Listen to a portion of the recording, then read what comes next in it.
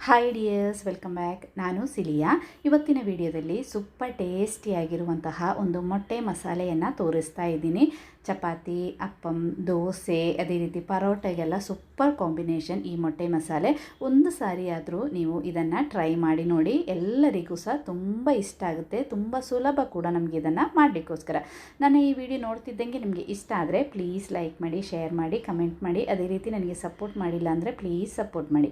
ಫಸ್ಟಿಗೆ ಒಂದು ಮಸಾಲೆಯನ್ನು ರೆಡಿ ಮಾಡಬೇಕು. ಅದಕ್ಕೋಸ್ಕರ ಒಂದು ಮಿಕ್ಸಿ ಜಾರಿಗೆ ಒಂದು ಮೀಡಿಯಮ್ ಸೈಜ್ ಈರುಳ್ಳಿಯನ್ನು ಕಟ್ ಮಾಡಿ ಹಾಕಿದ್ದೀನಿ. ಅದಕ್ಕೆ ಒಂದು 5-6 ಎಸಳು ಬೆಳ್ಳುಳ್ಳಿ ಮತ್ತು ಶುಂಠಿ, 1/4 ಚಮಚ ಕರಿಮೆಣಸು ಜಾಸ್ತಿ ಬೇಡ, ಒಂದು 1/4 ಚಮಚದಷ್ಟು ಸಾಕು. ಇನ್ನು ಮೀಡಿಯಮ್ ಸೈಜಿದು 2 ಟೊಮೆಟೊ ಹಣ್ಣನ್ನು ಸೇರಿಸ್ತಾ ಇದ್ದೀನಿ.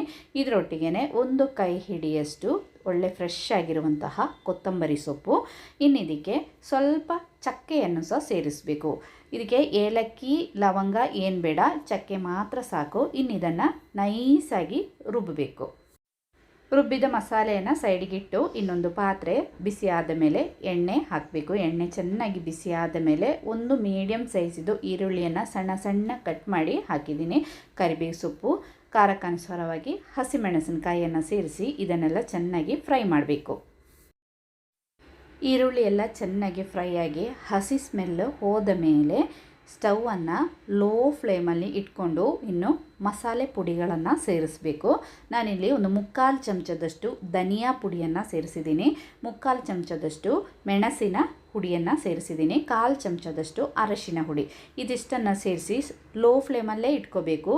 ಈ ಮಸಾಲೆಗಳನ್ನು ಇದೇ ರೀತಿ ಫ್ರೈ ಮಾಡಿ ಅದರ ಹಸಿ ಸ್ಮೆಲ್ಲೆಲ್ಲ ಹೋಗಬೇಕು. ಆಮೇಲೆ ನಾವು ರುಬ್ಬಿ ಇಟ್ಟಿರುವ ಮಸಾಲೆಯನ್ನು ಇದಕ್ಕೆ ಸೇರಿಸಬೇಕು. ಮಸಾಲೆಯನ್ನು ಸೇರಿಸಿ ಚೆನ್ನಾಗಿ ಮಿಕ್ಸ್ ಮಾಡಿ ಎಣ್ಣೆ ಮಸಾಲೆಯಿಂದ ಬಿಟ್ಟು ಬರುವಷ್ಟು ನಾವು ಇದನ್ನು ಫ್ರೈ ಮಾಡಬೇಕು. ಆವಾಗ ಟೇಸ್ಟ್ ತುಂಬ ಚೆನ್ನಾಗಾಗೋದು. ನೋಡಿ, ಇದೇ ರೀತಿ ಎಣ್ಣೆ ಬಿಟ್ಟಿದೆ ನೋಡಿ. ಇನ್ನು ನಮ್ಮದು ಮಸಾಲೆಗೆ ಬೇಕಾದಷ್ಟು ಉಪ್ಪನ್ನು ಸೇರಿಸಬೇಕು. ಉಪ್ಪನ್ನು ಸೇರಿಸಿ ನಮಗೆ ಸ್ವಲ್ಪ ಗ್ರೇವಿ ಬೇಕಲ್ಲ, ಈಗ ಚಪಾತಿಗೆಲ್ಲ ಆದರೆ ಸ್ವಲ್ಪ ಗ್ರೇವಿ ಬೇಕಲ್ಲ, ಅದಕ್ಕೋಸ್ಕರ ಒಂದು 3/4 ಲೋಟದಷ್ಟು ನೀರನ್ನು ಸೇರಿಸಿ ಇನ್ನೊಂದು ಸತಿ ಚೆನ್ನಾಗಿ ಮಿಕ್ಸ್ ಮಾಡಿ ಮುಚ್ಚಿ ಒಂದು 5 ನಿಮಿಷ ಕುದೀಲಿಕ್ಕೆ ಬಿಡಬೇಕು. ಆ ಮಸಾಲೆ ಎಲ್ಲ ಚೆನ್ನಾಗಿ ಬೇಯಬೇಕು.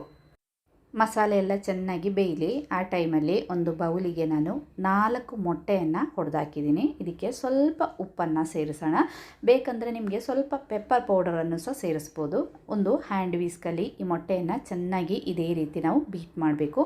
ಇನ್ನು ಈ ಮೊಟ್ಟೆಯನ್ನು ನಾವು ಬುರ್ಜಿ ಮಾಡ್ತೀವಲ್ಲ, ಅದೇ ಸ್ಕ್ರಂಬಲ್ಡ್ ಎಗ್ ಮಾಡ್ತೀವಲ್ಲ, ಅದೇ ರೀತಿ ಬೇರೆ ಒಂದು ಪಾನ್ ಚೆನ್ನಾಗಿ ಬಿಸಿ ಆದಮೇಲೆ ಅದಕ್ಕೆ ಸ್ವಲ್ಪ ಎಣ್ಣೆಯನ್ನು ಹಾಕಿ ನಾವು ಬೀಟ್ ಮಾಡಿ ಇಟ್ಟಿರುವ ಆ ಮೊಟ್ಟೆಯನ್ನು ಹಾಕಿ ನಾವು ಫಸ್ಟಿಗೆ ಇದೇ ರೀತಿ ಎಲ್ಲ ಕಡೆ ಎಣ್ಣೆಯನ್ನು ಸ್ಪ್ರೆಡ್ ಮಾಡಬೇಕು. ಆಮೇಲೆ ಸ್ವಲ್ಪ ಮೊಟ್ಟೆಯನ್ನು ಹಾಕಬೇಕು. ನಾವು ಬೀಟ್ ಮಾಡಿ ಇಟ್ಟಿರುವಂತಹ ಮೊಟ್ಟೆ ಸ್ವಲ್ಪ ಇದೇ ರೀತಿ ಹಾಕಿ ಒಂದು ನಾವು ಆಮ್ಲೆಟ್ ಎಲ್ಲ ಮಾಡ್ತೀವಲ್ಲ ಅದೇ ರೀತಿ. ಆಮೇಲೆ ಒಂದು ಸ್ವಲ್ಪ ಹೊತ್ತು ಬಿಡಬೇಕು. ಸ್ವಲ್ಪ ಹೊತ್ತು ಬಿಟ್ಟರೆ ಅದು ತಳ ಭಾಗದಲ್ಲೆಲ್ಲ ಸ್ವಲ್ಪ ಗಟ್ಟಿಯಾಗುತ್ತೆ. ಒಮ್ಮೆಲೆ ಡೈರೆಕ್ಟಾಗಿ ಮಿಕ್ಸ್ ಮಾಡಬೇಡಿ. ಸ್ವಲ್ಪ ದಪ್ಪ ಸ್ವಲ್ಪ ದೊಡ್ಡ ಪೀಸಸ್ ಆಗಿ ನಮಗೆ ಸಿಗಬೇಕು. ನಾವು ತಕ್ಷಣಕ್ಕೆ ಮಿಕ್ಸ್ ಮಾಡಿದರೆ ತೀರಾ ಸಣ್ಣ ಸಣ್ಣ ಪೀಸಸ್ ಆಗುತ್ತೆ. ಅದಕ್ಕೋಸ್ಕರ ಇದೇ ರೀತಿ ಲೈಟಾಗಿ ಮೆಲ್ಲ ಇದನ್ನು ಮಿಕ್ಸ್ ಮಾಡ್ತಾ ಬನ್ನಿ. ಇಲ್ಲಾಂದರೆ ಫಸ್ಟಿಗೆ ಒಂದು ಸ್ವಲ್ಪ ಅರ್ಧ ಮೊಟ್ಟೆಯನ್ನು ಹಾಕಿ ಸ್ಕ್ರಂಬಲ್ ಮಾಡಿ ತೆಗೆದು ಮತ್ತು ಉಳಿದಿರುವ ಮೊಟ್ಟೆಯನ್ನು ಹಾಕಿ ಸ್ಕ್ರಂಬಲ್ ಮಾಡಿ ತೆಗೆದ್ರೂ ಆಗುತ್ತೆ. ನೋಡಿ, ಇದೇ ರೀತಿ ಇದು ದೊಡ್ಡ ಪೀಸ್ ಆಗಿದೆಯಲ್ಲ ನೋಡಿ. ಇನ್ನು ಇದನ್ನು ಲೈಟಾಗಿ ಇದೇ ರೀತಿ ಪ್ರೆಸ್ ಮಾಡಿ ಕಟ್ ಮಾಡಿ ಮಿಕ್ಸ್ ಮಾಡ್ತಾ ಫ್ರೈ ಮಾಡಿದರೆ ಆಯಿತು. ನೋಡಿ, ಇದೇ ರೀತಿ ಸ್ವಲ್ಪ ದೊಡ್ಡ ಪೀಸ್ ಇದ್ರೇ ಚೆನ್ನಾಗಾಗೋದು. ಇನ್ನು ಇದನ್ನು ತೆಗೆದು ಸೈಡಿಗಿಡೋಣ. ಇಲ್ಲಿ ನಮ್ಮದು ಮಸಾಲೆ ಎಲ್ಲ ಚೆನ್ನಾಗಿ ಕುದಿದು ಎಣ್ಣೆ ಎಲ್ಲ ಬಿಟ್ಟು ಬಂದಿದೆ.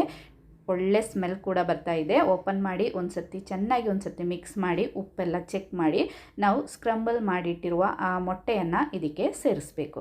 ಸೇರಿಸಿ ಇದನ್ನು ಚೆನ್ನಾಗಿ ಒಂದು ಸತಿ ಮಿಕ್ಸ್ ಮಾಡಿ ಮುಚ್ಚಿಟ್ಟು ಒಂದು 2-3 ಸೆಕೆಂಡ್ ಬಿಡಬೇಕು. ಆ ಮಸಾಲೆ ಎಲ್ಲ ಮೊಟ್ಟೆಯಲ್ಲಿ ಸೇರುವಷ್ಟು ಟೈಮಿಗೆ ಇದೇ ರೀತಿ ಚೆನ್ನಾಗಿ ಮಿಕ್ಸ್ ಮಾಡಿದಾಯಿತು. ಇನ್ನು ಮುಚ್ಚಿ ಒಂದು 3-4 ನಿಮಿಷ ಬಿಟ್ಟರೆ ಆಯಿತು. ಅಷ್ಟೊತ್ತಿಗೆ ಜಾಸ್ತಿ ಡ್ರೈ ಆಗಬಾರ್ದು, ಸ್ವಲ್ಪ ಗಸಿ ಆಗಿದ್ರೇ ಚೆನ್ನಾಗಾಗೋದು. ನಾನು ಇವಾಗ ಮುಚ್ಚಿ ಒಂದು 2-3 ಸೆಕೆಂಡ್ ಬಿಡ್ತಾ ಇದ್ದೀನಿ.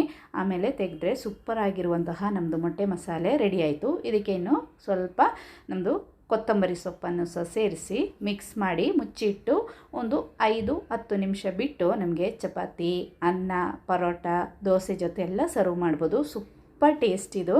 ಒಂದು ಸಾರಿ ಆದರೂ ಟ್ರೈ ಮಾಡಿ ನೋಡಿ. ಇಷ್ಟ ಆದರೆ ಲೈಕ್ ಮಾಡಿ. ಇದೇ ರೀತಿ ಇನ್ನೊಂದು ವಿಡಿಯೋದಲ್ಲಿ ನೋಡೋಣ. ಟಿಲ್ ದೆನ್ ಬಾಯ್.